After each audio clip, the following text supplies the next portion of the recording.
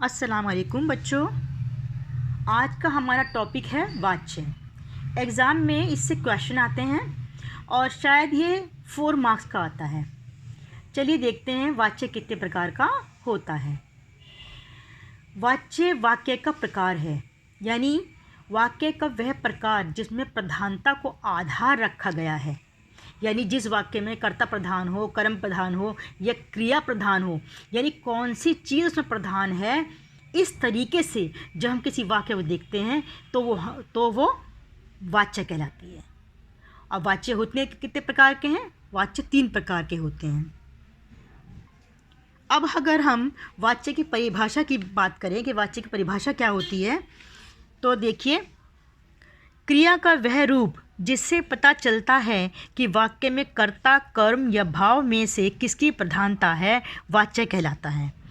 ये जो परिभाषा है ये रटनी ना पड़े, बिना परिभाषा रटे हम पहचान जाएं कि इस वाक्य में कौन सा वाच्य है, कर्म वाच्य है या कर्तवाच्य है या भाववाच्य है, कौन सा वाच्य है। अगर हम पहचानना चाहते हैं बिना ये रटे तो हमें एक चीज़ याद रखनी पड़ेगी। ये देखिए, हमें अच्छी तरह से ये याद रखना पड़ेगा। इसको याद रखने से फिर आपको जो है ना किसी भी परिभाषा के रटने की ज़रूरत नहीं है। आप देखते ही पहचान जाओगे कि वो कर्तवाच्य है या कर्मवाच्य है या भाववाच्य है। वो क्या है, देखिए, सबसे पहले तो हमें क्या होता है ना कि जब कोई वाक्य हमारे सामने आता है तो हम उस वाक्य में ये ढूंढते हैं कि उसका कर्ता क्या है। कर्ता यानी काम को करने वाला, जो काम कर रहा है, यानी कि इंग्लिश में कहते हैं ना सब्जेक्ट, जो काम कर रहा है वो कर्ता होता है। तो सबसे पहले हम उसमें देखते हैं कर्ता कौन सा है। तो कर्तवाच्य में क्या होता है कि जो कर्ता होता है, कर्ता के तुरंत बाद या तो ने कारक आता है या फिर शून्य कारक। शून्य कारक मतलब जहाँ पर कर्ता के तुरंत बाद कोई भी कारक चिन्ह ना हो, उसे शून्य कारक कहते हैं। तो बच्चों, शून्य कारक का अर्थ समझ में आ गया आपको? शून्य कारक का अर्थ है कि जहाँ पर कर्ता के तुरंत बाद कोई कारक हो ही नहीं, उसे कहते हैं शून्य कारक। अच्छा, उसके बाद में कर्मवाच्य। तो कर्मवाच्य की क्या पहचान है? इसमें कर्ता के तुरंत बाद के द्वारा कारक चिन्ह लगा होगा या फिर उसमें कर्ता जो है वो निर्जीव होगा। तो वो कौन सा वाच्य होगा? कर्मवाच्य। और भाववाच्य देखिए, भाववाच्य में क्या होता है, कर्ता के तुरंत बाद से कारक चिन्ह लगा होता है। और दूसरे ये कि ज़्यादातर भाववाच्य जो होते हैं उन वाक्यों में नहीं शब्द लिए होते हैं, यानी कि वाक्य जो है नकारात्मक होता है। अब इस बात को हम उदाहरण के द्वारा समझने की कोशिश करेंगे। देखिए, ये कुछ उदाहरण दिए हुए हैं। जैसे कर्तवाच्य के 3 उदाहरण दिए हैं। ये कौन से हैं? बच्चे ने रोटी खाई, जया किताब पढ़ती है, राजीव घर जा रहा है। तो ये 3 वाक्य हैं। पहला वाक्य देखिए, बच्चे ने रोटी खाई। रोटी खाने का काम कौन कर रहा है? बच्चा। यानी कि बच्चा क्या है? यहाँ पे कर्ता है।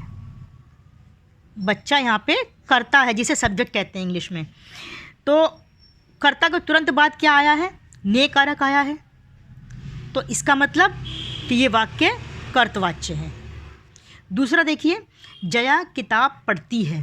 किताब पढ़ने का काम कौन कर रहा है? जया कर रही है। तो इसका मतलब जया करता है और कर्ता के तुरंत बाद कौन सा कारक है? यहाँ पर कोई कारक नहीं है, यानी कि यहाँ पे शून्य कारक है।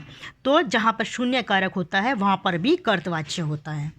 तीसरा वाक्य देखिए, राजीव घर जा रहा है। घर जाने का काम कौन कर रहा है? राजीव कर रहा है। यानी कि इस वाक्य में कर्ता, जो सब्जेक्ट जो कर्ता है वो राजीव है और राजीव के तुरंत बाद शून्य कारक है। तो ये भी हो गया कर्तवाच्य। उसके बाद देखिए, कर्मवाच्य के लिए 3 एग्जाम्पल लिए हमने। पतंग उड़ रही है, सड़क बन रही है, किसान के द्वारा खेत जोता गया। सबसे पहले देखिए, किसान के द्वारा खेत जोता गया। सबसे पहले इसको देखो कि खेत जोतने का काम कौन कर रहा है? खेत जोतने का काम किसान कर रहा है। इसका मतलब किसान क्या है? इस वाक्य में किसान कर्ता है। और कर्ता के तुरंत बाद देखिए लिखा ना के द्वारा, तो आपको मैंने बताया था कि कर्ता के तुरंत बाद अगर के द्वारा आएगा तो वो कर्मवाच्य होगा। अब हम बात करते हैं इन दोनों वाक्यों की।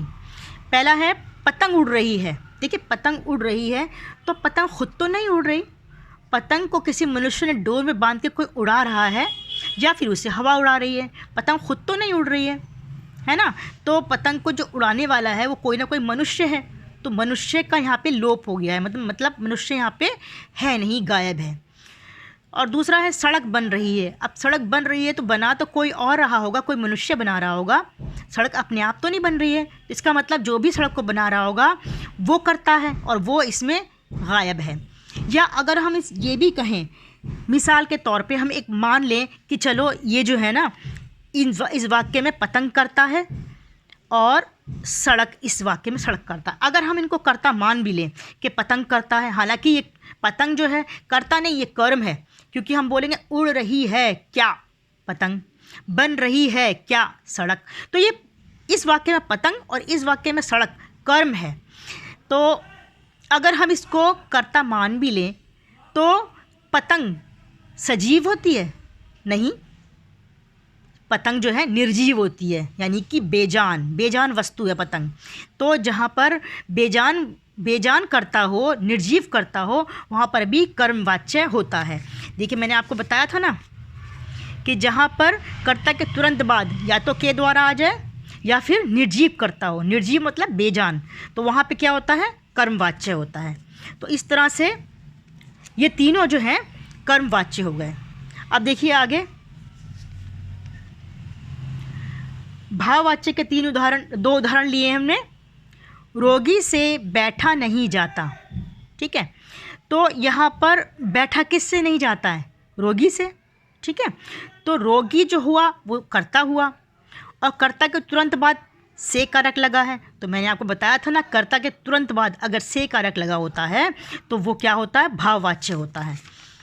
देखिए भाववाच्य में क्या होता है? कर्ता के तुरंत बाद या तो से लगा होता है, और एक चीज़ और, ये इस तरह के वाक्यों में भाववाच्य में अधिकतर जो है ना नहीं शब्द लिए होते हैं ये वाक्य, यानी कि नकारात्मक होते हैं। तो देखिए ये है ना, बैठा नहीं जाता, नकारात्मक है ये, तो ये हो गया भाववाच्य। उसके बाद दूसरा है बालक से पढ़ा नहीं जाता। तो पढ़ा किससे नहीं जाता? बालक से। तो बालक क्या हो गया इस वाक्य में? बालक कर्ता है, ठीक है। तो बालक कर्ता हो गया। उसके बाद में बालक से पढ़ा नहीं जाता, यहाँ पे से, ये देखिए ये से कारक लगा है। तो जहाँ पर कर्ता के तुरंत बाद से कारक लगा होता है वहाँ पे होता है भाववाच्य। इसको एक और तरह से समझेंगे कि जो कर्तवाच्य होते हैं उसमें कर्ता प्रधान होता है। तो यहाँ पर देखिए बच्चे ने रोटी खाई, यहाँ पर जो है बच्चे की, इस वाक्य में बच्चे की प्रधानता है, बच्चे पे ज़्यादा फोकस किया गया है। जया किताब पढ़ती है, तो किताब कौन पढ़ती है? जया। तो यहाँ पर जया पे फोकस किया गया है। राजीव घर जा रहा है, कौन जा रहा है घर? राजीव। तो यहाँ पे जो कर्ता है राजीव, उस पर फोकस किया गया है। तो कर्तवाच्य में कर्ता की प्रधानता होती है। और कर्मवाच्य जो होता है, इसकी दूसरी पहचान ये है कर्मवाच्य की कि इसमें जो है ना कर्म जो होता है ना वो प्रधान होता है। जैसे पतंग उड़ रही है, देखिए उड़ रही है क्या? पतंग। तो पतंग क्या है? कर्म है। तो इस वाक्य में कर्म की प्रधानता है। उसके बाद देखिए सड़क बन रही है, सड़क क्या है? निर्जीव चीज़ है। सड़क क्या है? कर्म है। तो सड़क जो कर्म है उसकी प्रधानता, इस वाक्य में सड़क की प्रधानता है, तो इसलिए जो है ये कर्मवाच्य है। यहाँ पर देखिए किसान के द्वारा खेत जोता गया, ठीक है। तो खेत जोतने पर ज़्यादा फोकस है, तो यहाँ पर जो है ना क्या हो गया? कर्मवाच्य। उसके बाद देखिए भाववाच्य में रोगी से बैठा नहीं जाता। भाववाच्य की एक पहचान ये भी होती है कि भाववाच्य में वाक्य में ना तो कर्ता प्रधान होता है ना कर्म प्रधान होता है, बल्कि जो क्रिया है, जो भाव है वो प्रधान होता है। तो इस वाक्य में देखो रोगी से बैठा नहीं जाता, तो यहाँ पे ज़्यादा फोकस जो किया गया है बैठा नहीं जाता पे ज़्यादा फोकस है, यानी जो भाव है, बैठने का जो भाव है वो प्रधान है यहाँ पे। तो इस वाक्य में कर्म प्रधान है या भाव प्रधान है, तो ये हो गया भाववाच्य। फिर है बालक से पढ़ा नहीं जाता। तो यहाँ पर पढ़ा नहीं जाता पे ज़्यादा फोकस है, तो यानी कि इसमें ना तो कर्ता पे ज़्यादा फोकस है ना कर्म पे ज़्यादा फोकस है, इसमें क्रिया पे ज़्यादा फोकस है, यानी कि जो भाव है उस पे ज़्यादा फोकस है, पढ़ा नहीं जाता, पढ़ने पे ज़्यादा फोकस है। तो ये हो गया भाववाच्य। उम्मीद है आपको समझ में आया होगा। एक चीज़ और मैं आपको बताना चाहती हूँ,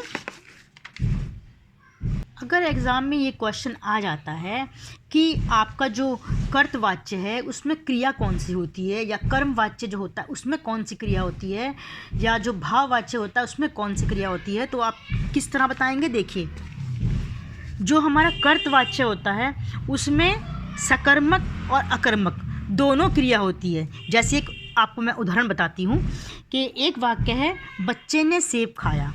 बच्चे ने सेब खाया, तो खाया क्या, सेब। तो सेब क्या है, कर्म है, यानी कि ये क्रिया क्या हो गई, सकर्मक है। इसी तरह से दूसरा वाक्य है, राजू जा रहा है। ठीक है, राजू जा रहा है, तो यहाँ पर जो है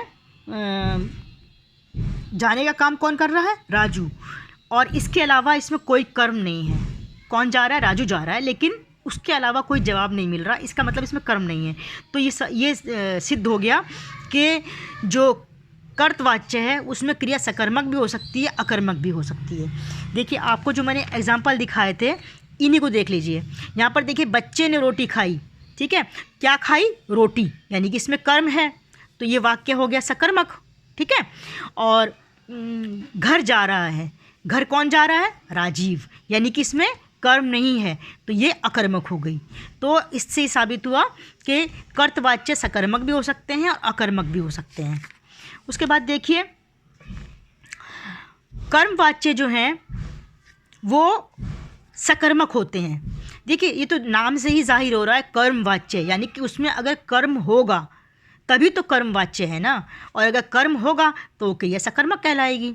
ठीक है, तो और जो भाववाच्य होते हैं वो क्या होते हैं, अकर्मक होते हैं। देखिए, जैसे ये देखिए, रोगी से बैठा नहीं जाता, बालक से पढ़ा नहीं जाता, इन दोनों वाक्य में जो है कर्म नहीं है ना, तो ये क्या हो गई, अकर्मक। तो आप याद रखिएगा कि कर्तवाच्य सकर्मक अकर्मक दोनों हो सकता है, कर्मवाच्य सकर्मक होता है केवल सकर्मक, और भाववाच्य केवल अकर्मक होता है। तो उम्मीद है आपको ये समझ में आ गया होगा। कुछ उदाहरणों द्वारा हम इसकी प्रैक्टिस इंशाल्लाह अगली वीडियो में करेंगे। बाकी आपका ये टॉपिक मुझे तो उम्मीद है कि आप समझ गए होंगे कि वाक्य जैसे ही आपके सामने आएगा आप तुरंत पहचान जाएंगे कि वो कर्तवाच्य है कि कर्मवाच्य है या भाववाच्य है। उम्मीद है आपको समझ में आ गया होगा, और अगली वीडियो में हम थोड़ी सी इसकी प्रैक्टिस भी कर लेंगे। चलिए फिर, अल्लाह हाफिज़।